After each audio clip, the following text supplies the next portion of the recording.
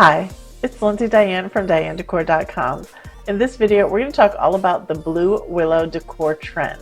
What is it, where did it come from, and how to style it in your home. Let's get started.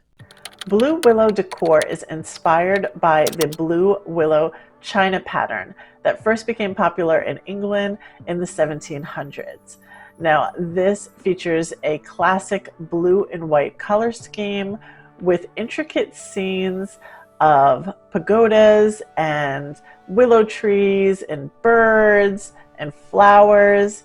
It is a classic example of a Western chinoiserie design. In recent years, the Blue Willow pattern has made a major comeback, but it's not just in dinnerware anymore. It's also in other home decor items. Now, this is not the first time that it has been popular. Chinoiserie as a style was popularized long ago, and this is where we originally saw these jewel-toned colors mixed with metallics. So blue and white was a classic combination, but we also saw a rich like jade green and white. You see a brown and white as well. There are different color patterns available for chinoiserie and different motif or scene patterns also available outside of Blue Willow. But nowadays, the term Blue Willow is being used as a catch-all for chinoiserie. So let's jump into what exactly chinoiserie is so that you can find it other places without sort of pigeonholing yourself to Blue Willow.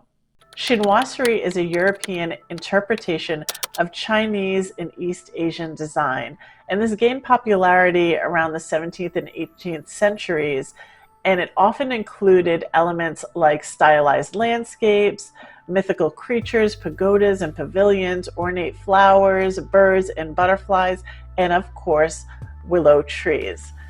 Originally, it was found in wallpaper, porcelain, furniture, and even linens, and it was used in both a classic traditional style as well as in a more whimsical and eclectic style. And while its roots are historic, today's chinoiserie decor can feel surprisingly modern when it's styled correctly. So let's talk about how to style chinoiserie decor.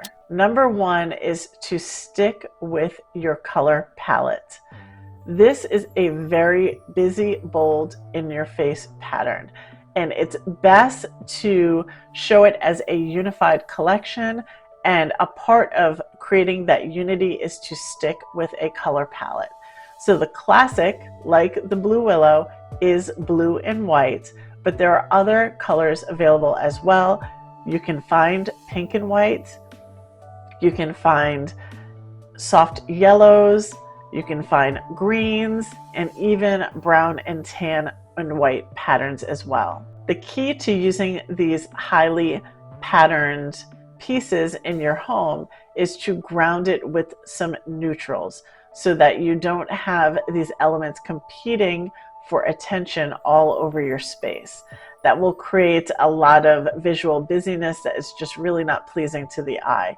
Instead, you want to make sure that these very busy, high contrast patterns are balanced out with some neutrals. So for example, if you want to go with a set of, blue and white chinoiserie vases that are on your entryway table, make sure that you have a more neutral table. Let it be all white or an all wood tone or an all metallic, as opposed to it being a marble topped piece that has lots of swirling and veining of other colors mixed into it as well. Those two items would be competing against one another. So instead, you want to go for something that's a little more neutral, whether it's a just neutral wood tone stain or it's a solid color. Go for something that's a little bit more neutral to pair with your chinoiserie pieces. Number two is to choose your placement carefully, or to choose the right canvases.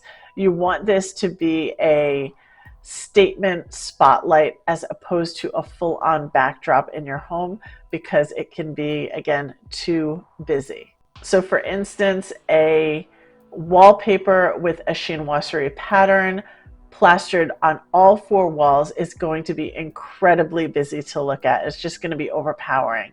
Instead, you'd want to stick to, one or two statement areas. So you could do an accent wall, or you could do use it as the back panel of a bookcase or something like that. Use it sparingly in your space so that it doesn't overpower everything else that's going on there. So think about one or two statement areas where you want to incorporate it in a space and leave it at that. Some ideas are a chinoiserie panel or a framed mural in an entryway, a pair of ginger jars on your mantle, or blue willow dishes that are displayed on some open shelving or a glass front cabinet. By being intentional about where you place chinoiserie, you can create impact without overwhelming your space. And number 3 is balance. Make sure that you leave breathing room when it comes to this pattern. Chinoiserie is intricate and detailed, and it shines best when it's given some space to do so. So like we said, we don't want to let it compete with other things. This is why we would place it in a neutral space. Let it be the spotlight, let it be the focal point of wherever you're placing it. So if you are placing it on on a console table, let it be the focal point of that. Mix chinoiserie with solids, clean lines, and natural materials like wood, rattan, or linen. For example, you can pair a chinoiserie vase with a stack of neutral books, or use a patterned pillow on a plain linen sofa. A little chinoiserie goes a long way, so make sure that you give it that breathing room that it needs so that it can really make a statement without overpowering your space, and you are good to go. That's it for this video. I hope you found it helpful. Don't forget to visit me at dianedecor.com. I post all about home decorating ideas and inspiration over there. If you like this video, please give it a like and consider subscribing to my channel. Thank you so much for watching, and I'll see you in the next one. Bye.